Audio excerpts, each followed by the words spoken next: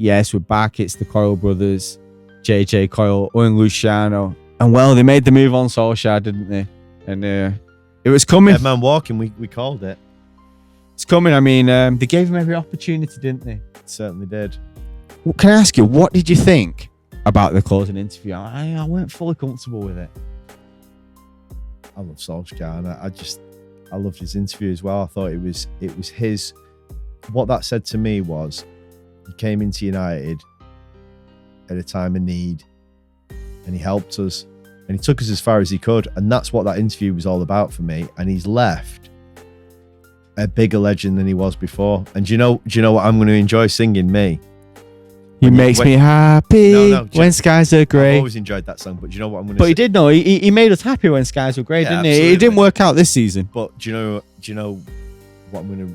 When you... Because United, it's just a matter of time. You know, a club that big with the players that we've got, we just need the right little bits and bats. And when we're back, I'm going to enjoy hearing that song.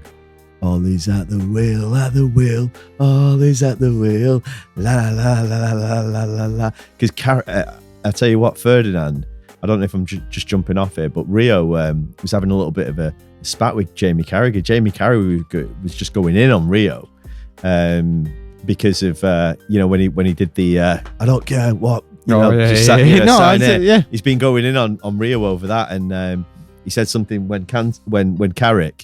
Because obviously Big Mike had to step in, and he said something like, "Oh yeah, he did the Rio thing, sign him up and because kind of taking the mick really."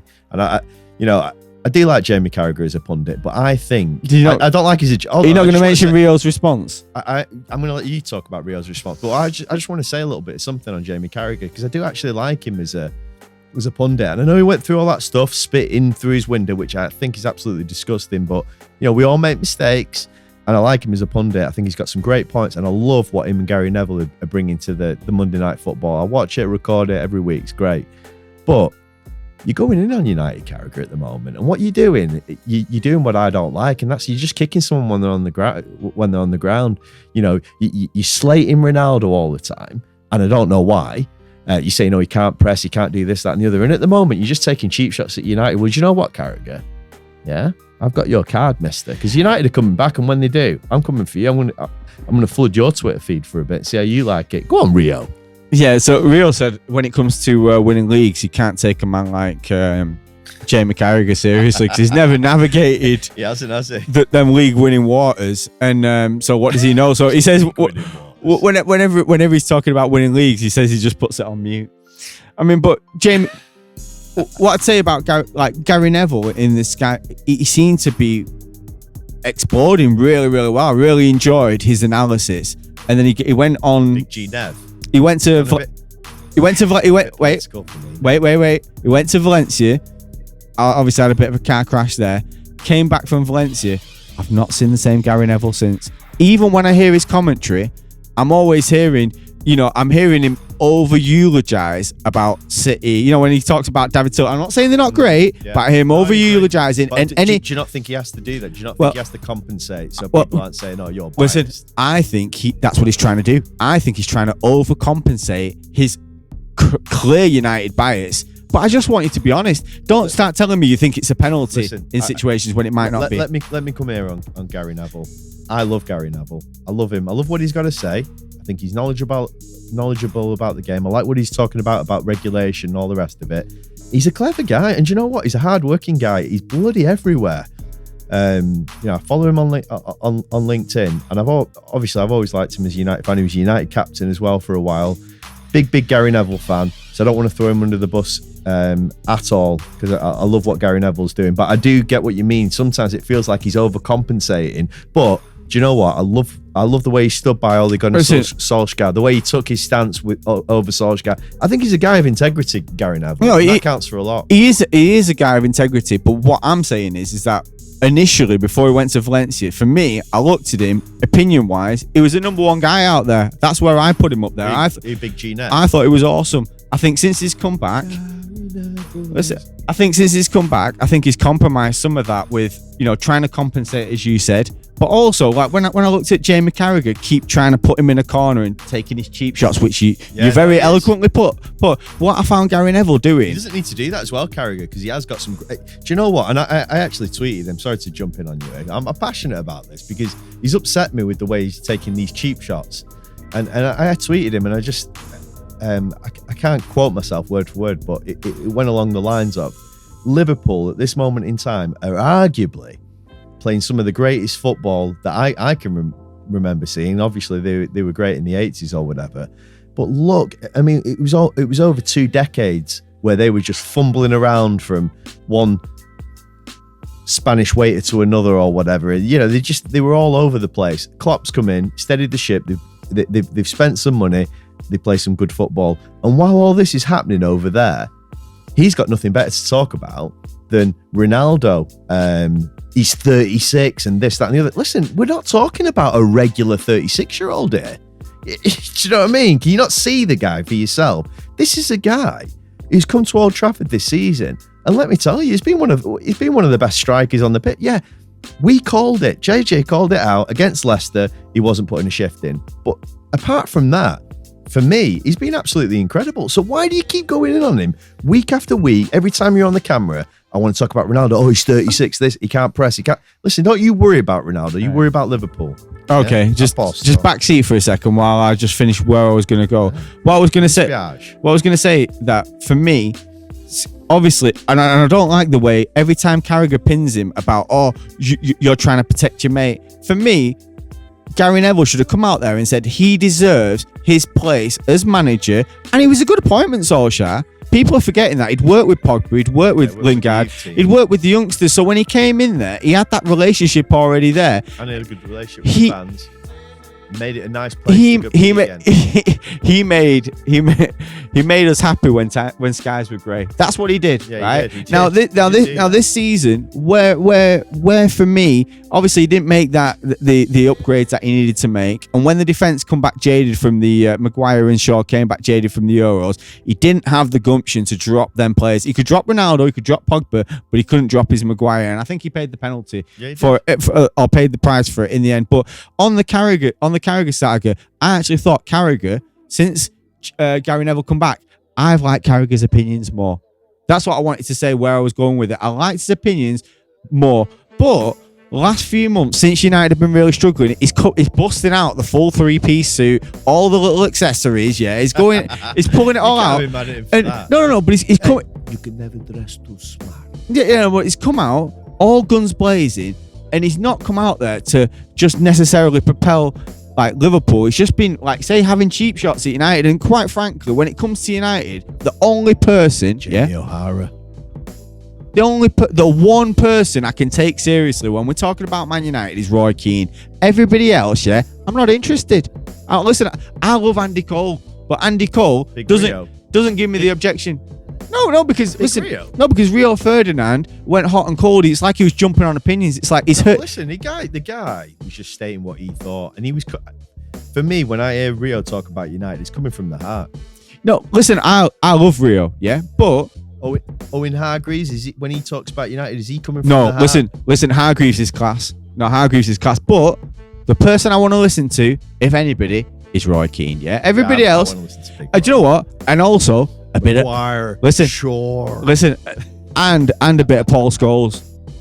Let's not underestimate Scholes is the dimes. But listen, look at how spot on he's been in some of his assessments. What I'm saying is, if you want to get some of the real truth and none of the BS, Roy Keane and Scholes are there for you, and I like Owen Hargreaves. What I'm saying with Rio Ferdinand and the likes of Gary Neville and other people is, you're battling a massive wave of opinion. You're trying to answer all the questions. Don't even need to get involved in all that nonsense for me.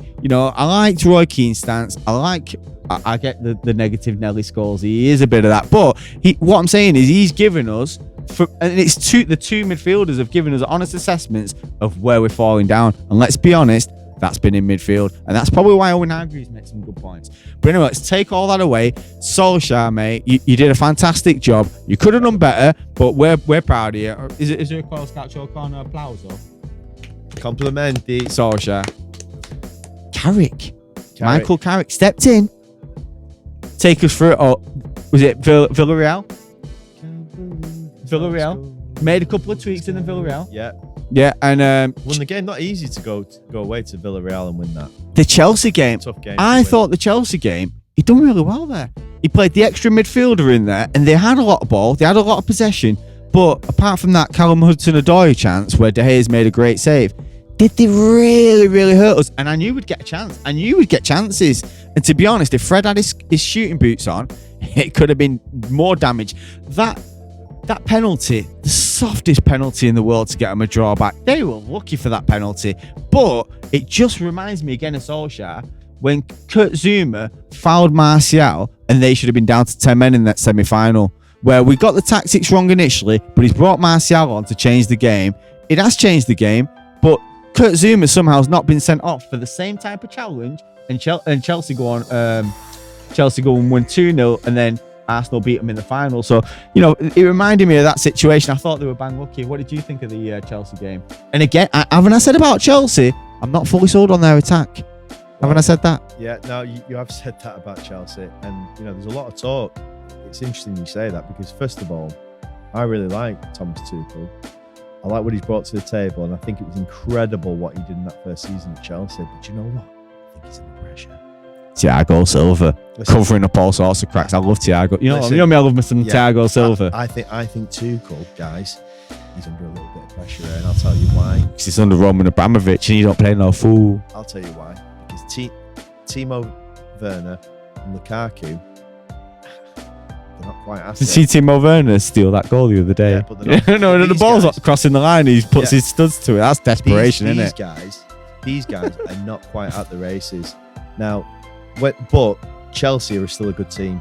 I told you, Lukaku, he's down there at 10th or 11th. Yeah. I don't think he's a top 5 striker. The thing is Chelsea, they've got these young players who come in who are all fantastic players, and when it all hits and they're all singing from the same hymn sheet, these guys are producing. And we saw that in the Champions League when they won 4-0. However, you know, they've not quite got that consistency to the game. So he's got a real task on his hands now, trying to find form and manage his team. But when United played Chelsea, what I was quite curious was 3 centre midfielders, bringing Matic in there. But I think the tactics worked fantastic. I loved what Sancho had to do for his goal. And, you know, I thought we were really unlucky with the penalty we give away. Wan-Bissaka, I thought it was really unlucky. Agreed. I want to say something, though. If I wanted to hang this hat, if I was at Chelsea and I wanted to hang this hat on a player to get me something, who can I hang it on? I don't think I can hang it on Lukaku. I don't think I can hang it on Werner, Ziyech, Pulisic. They're all, you know what I mean? I think Mason Mount is there, man. Well, listen, what can he give you? Can you hang your hat on it? But I think the 2 most influential players at Chelsea, if I'm honest, are probably Kante and Jorginho. I think when these guys, I'm going to give you 50% there. I'm going to give you Kante. I think when them 2 guys are on it, they control games. And what Chelsea are great at is setting up and being defensively solid. And one of the hardest things to do in football these days, especially against your Liverpools, your Cities, the teams that like to high press. United, we're going to go down that route soon with Rangnick. Conte's going to get Spurs doing it. Arteta's going to get Arsenal doing it. One thing Chelsea can do with players like Kante and Jorginho is they can pass through the press. And I think that last season when they won the Champions League, it's because they were able, in quick transition, to pass through the press. Now, you know, in the past, when United have been at our very best, when we've been, you know, when we had Ronaldo, Rooney's, Ji-sung Parks and Berbatovs and all these guys, it was our quick transition of play from midfield up there. And sometimes I remember Andy Gray, when, you know, back in the day when he used to be like, look, 10 seconds or whatever from one end to the other end. And I just think that's something that Chelsea can do if them 2 players are on song. But I think when we played them, it was all about not getting beat. And I think it worked a treat, and we almost nicked a win. I'm going to go with you with the Kante. They've conceded 3 goals in the last 2 games, haven't they? They lost 3-2 to West Ham, and they drew 3-3 in the Champions League. Yeah, and I don't think they've conceded more than 1 goal in the last 50 games with Kante in the team. So listen, the Kante shout's incredible. I thought he was their most important player other than Thiago Silva last year. I think he's the glue, Thiago Silva. I've said it before. I mean, Jorginho, as class as he is, and Jorginho does work a function there, but I think you can bring in Kovacic. I think there's other options there. The big question for Chelsea isn't ever going to be the midfield or the defence for me. It's going to be more like up top, who can I hang my hat on? He's going to get 30 goals consistently. Just help him through. That's what they thought they were buying with Lukaku. 30 goals a season, weren't they? That's why they paid the money. They were wrong. But yeah, I mean, listen, and then ultimately, a quality point at Stamford Bridge, which kept us within some sort of. Listen, Big Mike Carrick did a fantastic job for us. Yeah, but well, okay, that point kept us in. If we would have lost that game, how far away are you from Chelsea? Exactly. Listen, we're in there, but we've got Big Ralph in there, and he seems to be a cool, calm. I like the fact that he's a mature guy. I think he's very cool. And he definitely has a game plan. He has a strategy. Before we get to Rangnick, I want to talk about with Carrick. He got a lot of, this isn't his decisions. These were Rangnick's decisions. He was getting that labelled at him that it was Rangnick picking the teams. And the way Carrick stepped aside there, I thought was very honourable. But I think he did drop Ronaldo. Listen. Do you know why Carrick had to go? Because he's been there for about 4 years in all the do you know why Carrick poor performances. He was a part of Solskjaer's team. First of all, by him going the way he went, he couldn't have left any better. That's the first thing. And the second thing is Keane, Scholes, Rio. They all called him out basically. And these are guys that he loves. Keane in particular. Yeah, saying what's he doing there. Yeah, no. Listen. I think they were right. I think they were right. I think it's harsh. Don't get me wrong, but he's been there, hasn't he? He's got the money. He's got money. When Carrick comes out there, because now Carrick is the de facto leader, isn't he? He's not coming into the team with the 16. He's not wearing the armband, but he's there as the interim boss. Yeah, and as the interim boss, he's talking about how he's proud of the players. And like you say, as Keane is the all-time leader of the club, he's looking at him and he's saying, really? You're going to praise the players like this? But, I mean, I think Carrick was harshly treated by the media in terms of, let me finish, please. He's harshly treated by the media in terms of, he's not trying to drop Ronaldo. That's clearly Rangnick. He's not trying to make this change and that change. Are you really interested, though? I'm not. No, but I think Carrick did a good job and he made decisions and he got us through in the Champions League to that next stage with the important result against Villarreal, and then the point and the winner at Crystal Palace. He certainly stopped the bleeding and I think he left honourably. So I just want to say that and I salute you, Mike. But moving on to Ralph Rangnick. I always think of Ragnar Lothbrok when I think of his name. What do you think of the appointment, first of all? I was surprised. I was surprised. I didn't expect it. But I think I kind of like where United have gone with it. Normally what they do is they go all in on somebody and offer them a ridiculous contract. And then, because the thing is, when you're at a top club and things don't go your way, 1 or 2 results, it can turn very, very quickly. And we've seen the biggest issue United have got is the impatience. There's a huge impatience to the club, to the fan base. And I think what's happened now is Rangnick has come in with the interim tag and it's just taken the pressure off. He can come in, he can adapt his philosophy into the team. But to be honest, when I've watched United, I've not really been that upset with United under Solskjaer. The one thing that I've seen this season that I didn't see previously is just that lack of effort, the lack of intensity, the lack of running.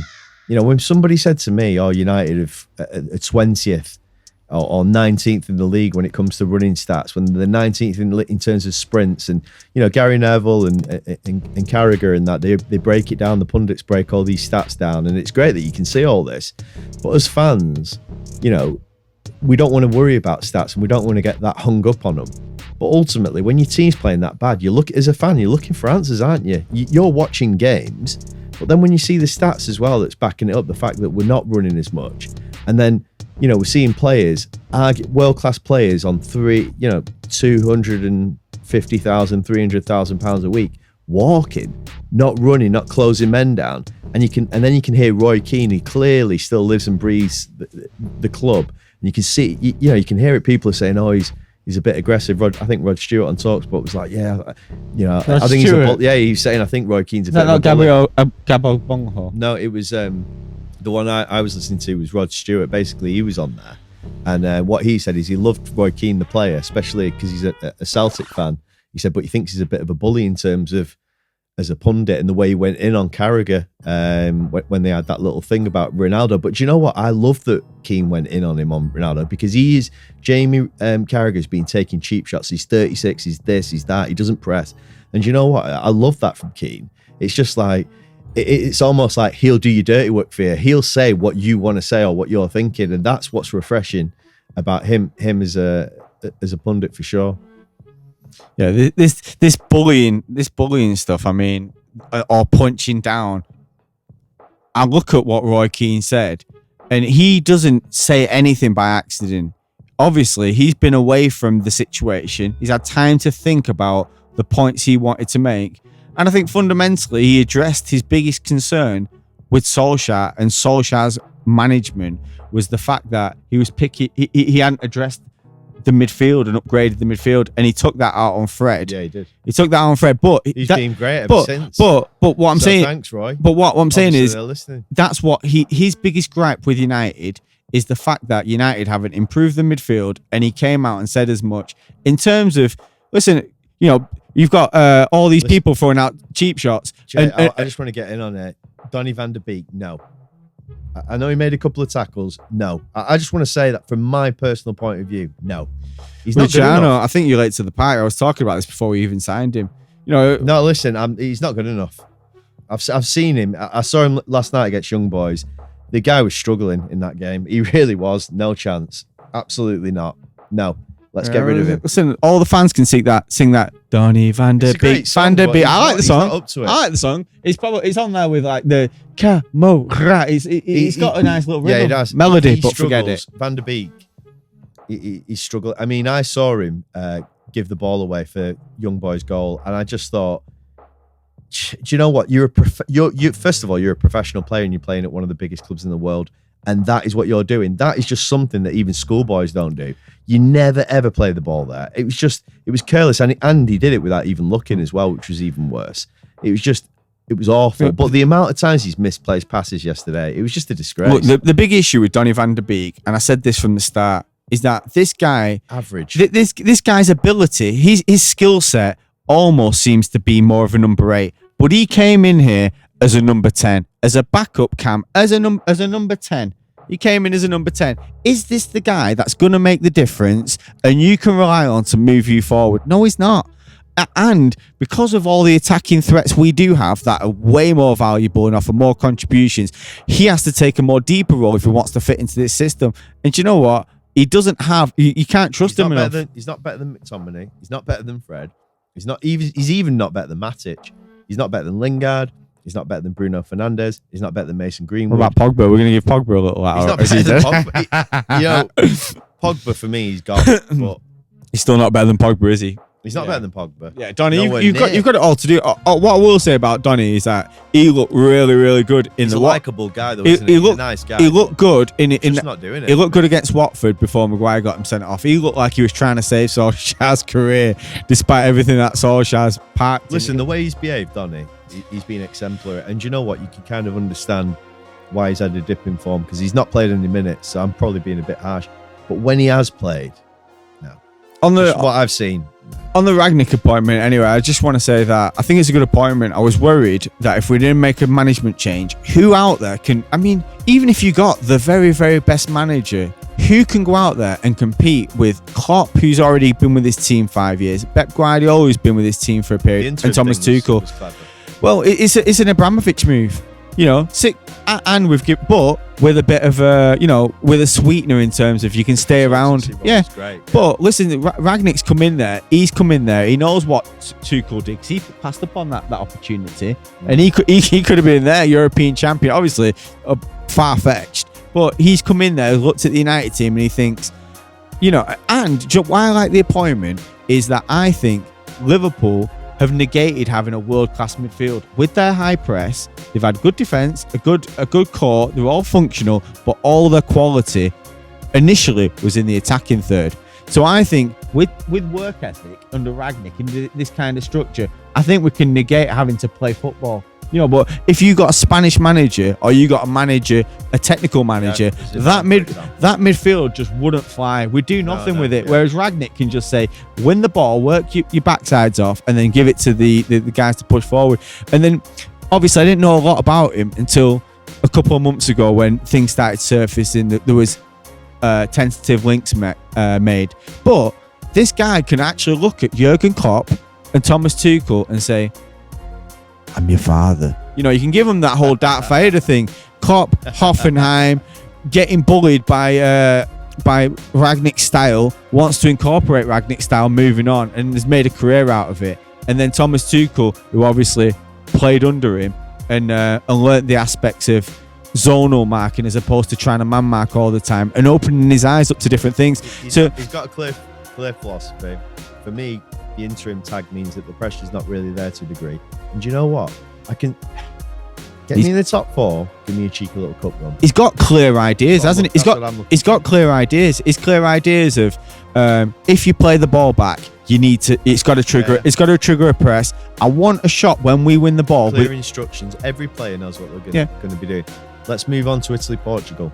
Just to say we've that got plenty of time to talk about Rangnick. Yeah, we can come back to Rangnick. But I'm just saying clear ideas in terms of we win the ball back. I want a shot within 10 to 15 seconds. And it's not. I know that Patrice Evra was saying, "Where's this in the United DNA?" But what this is similar to what United were doing in terms of trying to have that fast counter attack, trying to press high. So it overlaps a lot of the aspects of United's football style. So listen, I think Rangnick has got a nice opportunity here with 10 games that are all winnable. But agreed. Let's not make a mistake. If he doesn't win all these games, as soon as he loses or draws a game, the Wolves will be out. Because this is Man United. And here's my biggest concern with Rangnick. This guy left his Schalke post due to stress, OC. You got stress. I'm not sure Manchester United's a job to you. Now, he's had a full career. And this is his kind of, can I do it? Here's all my football. Listen, I like the guy. He's a cool customer. He's clear. He knows what he wants to do. He's got good direction. I'm excited, but let's move this. Let's move this on. Italy, Portugal. It's massive. What can you imagine the thought of it? I mean, don't get me wrong. I'm not particularly overexcited about this Qatar World Cup. I've got to be honest with you. I don't know if I'm feeling it, to be honest. But a World Cup without Italy, it's unthinkable. Let's just address Qatar briefly. I mean, it's a farce, isn't it? I mean, let's be honest. They took a World Cup to a place where there should never be a World Cup. And it's not to say that any part of the world shouldn't be able to have it, even the Antarctica. You've got people, everyone deserves an opportunity because it's a global sport. But what have they done except for bribe officials with millions? What have they done to get it? Listen. Hold on a second. That's alleged. There's no. Is there not prosecutions? No, because I think was it not prosecutions? There's money seen to be handed over to gain votes for Qatar to get the World Cup. That came out. Well, actually, yeah. Right. Something happened with Michel Platini and Seb Blatter, didn't it? Absolutely. Listen, for me, the whole World Cup's a farce. And I'm not going to wave my pom pom. I'm not going to wave pom poms for England to get the World Cup. But England had David Beckham. Proposing, leading the World Cup campaign, and look at the infrastructure. They deserve this World Cup since '66, in my opinion. When they went for it, obviously. Do you know what? It's the behaviour. And do you know what? Now Qatar are going to have. Hold on a second. Italy came to Wembley, and the behaviour was disgusting. The way some of the fans got treated. I mean, stepped on shirts, urinating on shirts, booing the national anthem. Come on. Listen, it's in a final as well. Yeah, I agree. One of the great, probably arguably the back door of football, in terms of history, Wembley, everything that it stands for, London, England, the country that fathered football. It's just really sad. It really put a dampener on it for me. I agree, but there was no way it was going to come to England after that. This behaviour was way after the World Cup went to Qatar. There was no evidence of this antisocial English behaviour at the time of them bidding for the World Cup. Apart from if you want to look at Liverpool, listen, apart from if you want to look at Liverpool fans raiding a Champions League final. You're absolutely right, but how good, right, from a fan perspective, was the Euros? I mean, this was. I mean, I know Italy won it, and people are going to be like, "Oh, you know, you're being biased or whatever." But it was brilliant. I mean, they had it in Rome, they had it in England, they had it in Hungary. You know, they had it in all these places. It was fantastic. It was decent, and we won it. But I'm looking at the way they did. They shared it amongst the countries. That was nice. You're talking about Qatar, and the World Cup should absolutely not be in Qatar at all. It's a farce. It's a farce, and it's like I say, when you've got all this kind of money, you're able to bully decisions to gain favor, to gain more money. It's just it's this commerce, and you know you'd like to think that things would be done. You know, when you've got a little vote, you'd like to think things would be done honourably. And they're trying to accuse people they accuse people and FAs and all these people of X, Y, and Z. And at the very, very top. At the very top, where you're deciding who gets the tournaments, which is going to increase their economic infrastructure, you're playing dirty games, aren't you? You're playing naughty, dirty games. And listen, I hope they throw the hammer down on all the people who've done wrong to gain their millions. Listen, Italy, North Macedonia, potentially, if they get through that game, you'd like to think they're going to get through that game. If they get through that game, Turkey or Portugal. Well, in their back. Yeah, the draw's a nightmare. The draw's a nightmare. You look at the draw. Hold on. Just before we go there, we shouldn't even be in this situation. I'm not happy, Jay. You can't miss 3 penalties for your country. You can't. Listen, you told me that it was the third best Ballon d'Or contender, and I know this comes after the Ballon d'Or voting. What's this got to do with missing a penalty that puts you through to the World Cup? I mean, you're playing for Italy here. 92 minutes gone. You got a penalty. Right? You've got to hit the target.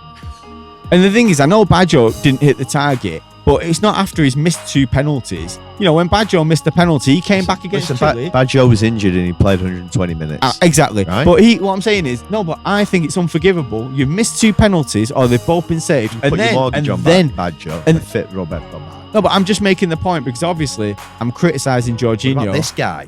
Let's talk about this guy for a second. He had a poor penalty run as well. Franchi. Incredible. Yeah, listen. A lot of players have. Best penalty in a World Cup tournament I've ever seen. Francesco Totti against Australia. Fantastic. What time was it in the game, Jay? Was it recorded day? It was towards the 90th, 91st or 89th. Exactly. Fantastic. That takes real. That's the difference. That's what I'm expecting. Palla. That's what I'm expecting. Italy get a penalty with 90 minutes, 91 minutes, 92 minutes to win the game and to put your country through to the World Cup. I expect you to score. So he's not getting off.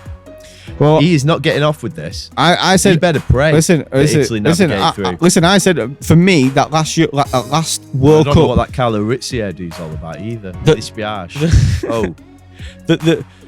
Beyond the capelli, brutto. When we look at the last World Cup qualifying failings, it was Ciro Immobile struggling. It was the Gianpiero Ventura. That's what we remember. That's what I remember it as. This World Cup, no matter what happens in these playoffs. Mancini, haven't we? But whatever happens in these playoffs, it feels good to have Mancini as your coach. Listen, I totally see your point with the Jorginho thing. No matter what happens in these 2 games, if we don't get to the World Cup, it's 100% on Jorginho. And that's what I'm saying when people are starting levying him up towards Ballon d'Or honours. No. If we don't go through to the World Cup, I'm not watching it. You've got Rivera, you've got Roberto Baggio, you've got Fabio Cannavaro. We don't put Jorginho with them. He's not of that ilk, is what I'm saying. I know he had a good campaign with Chelsea. Out of all the players we've got, have we not got a better penalty taker than Jorginho? It's crusty. It's crusty, isn't it? The little hop skipping. We've got Berardi. Berardi can take a penalty. Bernardeschi can take a penalty. Did you see he's outside of the football the other day? Of course they did. Moise Kean. Yeah. These guys can play. That ball was incredible. Did you see that? That was lovely. Mancini did come out and say Mancini's confident. Mancini thinks we're going to go through. Well, no. We're going to play 2 good games and we're going to go through. He said that before he saw we got Portugal, and then afterwards he backpedaled. Oatsy, he's like David Oates. I used to work with him at Tesco. This guy's like He's like, I've kind of incorporated him as an Italian because he proper loves Italian football, and he used to love Balotelli and Mancini when they were at Manchester City, and he's always had this love for Italian football. And as soon as the draw came out, he just literally WhatsApped me as soon as the draw came out, and he went, Portugal. And he put this emoji up, and I just thought, bloody hell. So cheers for that. Listen, I don't even want to talk about North Macedonia. For me, Italy are playing Portugal in Portugal. And why do you think we're just going to roll them over, North Macedonia? I think, listen, it's not even a game, North Macedonia. And at the end of the day, that kind of thinking is not going to do anyone any favors, just thinking like that. But guess what? Yeah, I'm not playing in the game. I'm allowed to do this talking. This Portuguese team has got players like Diaz at the back, Bernardo Silva. We've seen what this guy's been doing. I think he's incredible. Bruno Fernandes, we know about him. Obviously, Cristiano Ronaldo. They've got Felix as well, who's still a player. They've got a lot of players. They've got. I'll tell you who looked good for them in the Euros. Renato Sanchez. So they've got some players. Portugal. I think on paper, I think man for man, I think arguably they've got a stronger squad than Italy. Do you think that I said anything different? I just said I think you agree with that. No, I think the North Macedonia is something I'm not entertaining. Yeah. We have to beat North Macedonia, otherwise you don't deserve to go to a World Cup. It's as simple as that. You have to beat them. We're at home as well. The Portugal game is probably 50-50. They're at home. That's what makes it 50-50. They're at home. They've got better players. Meanwhile, we have a better team and a better identity and a better way of playing that can cause them a lot of problems. But if we don't get the early goal, and even if we get the early goal, Ronaldo, 89th minute, crosses one in. If we don't put them to bed, and even when we've outplayed Belgium in the past, we've kept the door open, haven't we, with a couple of 2-1s. You can't leave the door open against Portugal, otherwise you won't go to the World Cup. Do you want to go to penalties and have the fate of your World Cup ambitions in the hands of Jorginho from the penalty spot? I don't. And I love Donnarumma, but I don't want to go there. I mean, look at Portuguese football. Like you say, Bernardo Silva, for me, has been right on the brink, right on the coattail of Mo Salah as the best Premier League player this year. I think, for me, he started his life to the Premier League better than David Silva. I'm not saying, obviously David Silva's got the full career, but I'm saying... Are you talking about Mo Salah right now? I said that Bernardo Silva is probably the second best player this season in the Premier League behind Mo Salah. And I'm saying that because he's Portuguese. That's all. I almost went different strokes on you then. No, then obviously, so you got Bernardo Silva, you got Cristiano Ronaldo, Bruno Fernandes, Diaz. I just think the shape of the team is wrong, but they've got but what Bernardo Silva's doing is incredible. So listen, we've got our hands full. What I want to say as well is Sporting Lisbon and Benfica getting through in the Champions League at Barcelona's expense. Sporting Lisbon getting through. Now Barcelona are just shocking at the moment. Porto didn't make it though, but then they've they knocked out Juventus through the year. So what I'm saying is Portuguese football very much under the radar. Bruno, who was I agree, because you've seen some players come over from that league and they're doing really well. Bruno dominated that league. Came to United and it was like this is the same standard, if not lower. I can do even more here. Obviously, he was with a good team in United at the time, or they had a build around him. But listen, Portuguese football. I want to give a shout out to DJ Deluxe. He's going to Jamaica. Lot of mercy. DJ Deluxe is going over to America, guys. He's the guy who hooks up all the production, all the cameras, that state of the art equipment here in Coyle's Calcio Corner. It's not easy. Keeps the sound right. You've got a production manager here who's just doing incredible things. He's going over to Jamaica, so we're probably going to be, something early in the new year after a busy run of fixtures. We're going to come back at you, but we're going to try and make this a bit more interactive. Listen, we know we like to go on and we like to have our rants about certain things, but ultimately it's all love. It's all about calcio. It's all about football. Italy. Massive. Lucha, I need to ask you before we wrap this up. I need to ask you. You were really confident. Fixtures. You were Mancini confident that we were going to the World Cup and everything was going to be all right. And you were really confident we were just going to get through the group. And for me, until I see it happen, I know that there's pitfalls out there. How are you feeling now? I think it's about 50-50 between us and Portugal. Playing in their backyard. We're good at playing away from home. We've seen it. But listen, can you deny Ronaldo in Portugal with his supporting cast? He's got a supporting cast now, hasn't he?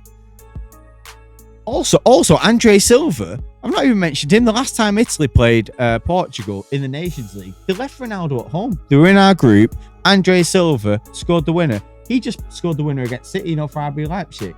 My relationship. They've got backup forwards. They've got my relationship with the national team has always been an incredible one. It's been an incredibly emotional one due to my granddad, Luciano Mesce. Absolutely. Every Sunday watching gazetted football, making us watch all them old videos of Italy in the World Cups. Paolo Rossi used to talk to me about hours about Paolo Rossi, Baggios, all these players. Gigi Riva, Rivera, Antonioli, all these kind of players. And, I've probably, if I'm honest, I've always had more love for Italian football just because of the passion and the, and how it's almost as Where are you with this playoff? Are you still feeling really confident? This is what I want to say to you. My journey with Italy it was almost like an ex-girlfriend to a degree. When after we won the World Cup in 2006, I've like been having a relationship with Italy where I've been on and off, where I've been on and off with them, and then all of a sudden, what's happened is, and it's kind of parallel in life as well. This world has just come out of nowhere in Mancini and just brought me this philosophy of Italian football that I've never seen before. I've never seen Italy play like this, and do you know what? I really like it. I like our technique. I like our players. I like our defenders. I like our goalkeeper. The only concern I have is not even where our goals are going to come from, but we have not got a number 9. We've always had a quality footballer, just like we've always had a quality 10. We don't have a number 9. Portugal have got players all over the pitch. But what we have got, what they haven't got, is somebody, for me, who's just an absolute class act from start to finish, and that is Roberto Mancini. Yeah. And also what I want to say is, while Mancini's at the helm, in Roberto I trust, Forza d'Italia. I think we're going to be there. On Mancini, what a World Cup without Italy? Come on now. We've just had it. On Mancini, Quattro Stelle.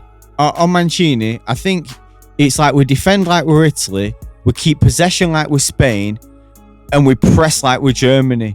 He's bringing in a lot. He's bringing in a lot of the styles, and the thing is, it's clear. And he utilises his squad as well. Also, I've watched. You can integrate members into that team. I watched the Road to Wembley on Netflix, and you really get an intimate experience of Mancini's team talks, the journey of us getting to the Euro final. It was beautiful. I've got to be honest. I sat there with a cappuccino. It was late at night, and I know it's not right. Listen, I remember. Listen, I've got the text there. You text me. I remember about it. But I know we don't want to go. I know we don't want to go. But listen, DJ Deluxe has got to get to Jamaica. We appreciate the production. JJ Coyle doing his thing. Came passionate on the Cantona. You want to check that out? That's probably on another episode. It's coming. Uploaded soon. It's coming. Mr. Henry, Mr. Cantona. Guys, Coyle's Couch Show Corner. Yeah, if you want to about football. Get involved. If you want to support the channel, you can like, subscribe, share the content. Yeah, check out some of the other content. We're here for the fans. We are here for the fans. That's it. Just backing United. We're backing Italy. But we're having a look over the football world and seeing what we see, saying what we say, trying to talk a good game. Is that the Mason Greenwood? We've got a little Mason Greenwood shout out for the volley. Beautiful techies. Well, listen, guys, thanks. Another episode of Coyle's Couch Show Corner. We'll see you in the near future. Have a great Christmas and stay safe. Forza d'Italia.